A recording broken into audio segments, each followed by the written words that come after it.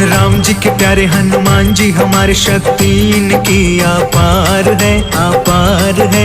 जो ध्यावे फल पावे उसका हो जाता कल्याण है। राम जी के प्यारे हनुमान जी हमारी शक्ति इनकी अपार है, अपार है।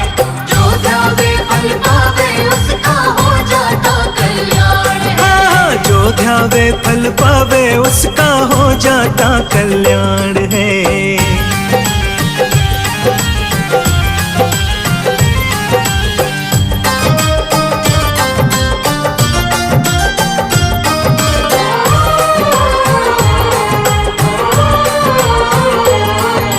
बजरंग जिनका नाम है, भक्तों सत्संग जिनका काम है।